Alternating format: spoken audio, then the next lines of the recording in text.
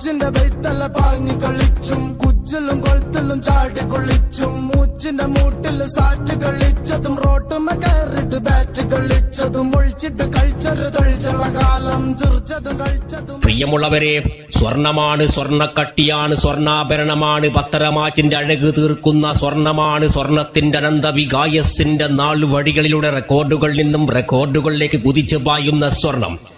ഇനിയങ്ങോട്ടുള്ള നാളുവഴികളിൽ സ്വർണമെന്ന രാജാതിയെ പിടിച്ചു കെട്ടി തളർത്തുക എന്നുള്ളത് വ്യാമോഹം മാത്രമായിരിക്കും. സ്വർണത്തിന്റെ തൊട്ടാൽ പൊള്ളുന്ന വില കേട്ട് അന്താളിച്ചു നിൽക്കുകയാണ് ഇന്ന് കേരളം. 50 മുതൽ 55 വരെയും ഇന്നിതാ 60,200 വരെയുള്ള റേഞ്ചിൽ കുതിച്ചു പായുകയാണ്.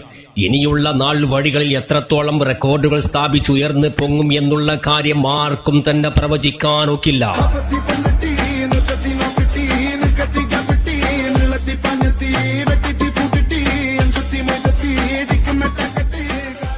സ്വർണങ്ങൾ കൊണ്ട് അത്ഭുതം തീർക്കുന്ന അമ്മമാരെ, പെങ്ങന്മാരെ, ഉമ്മമാരെ, സഹോദരിമാരെ, കഴുത്തിലും കാതിലും കൈകളിലും മാലകളും താലികളും വളകളും കമ്മലുകളും ഇട്ടണിഞ്ഞൊരുങ്ങി നടക്കുന്ന ആളുകൾക്ക് മുമ്പിൽ അതിർപ്പം തീർത്തുള്ള പ്രദർശനം നടത്തുമ്പോൾ സൂക്ഷിക്കുക.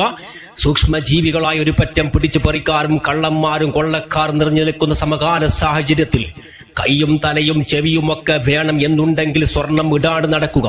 അതായിരിക്കും നിങ്ങളുടെ സുരക്ഷ. അതുകൊണ്ട് സ്വർണ്ണമിട്ട് നടക്കുമ്പോൾ നല്ലോണം സൂക്ഷിച്ച് നടന്നോളൂ. ഇല്ലെങ്കിൽ കൈയുണ്ടായില്ല, ചെവിയുണ്ടായില്ല, തലയുണ്ടായില്ല.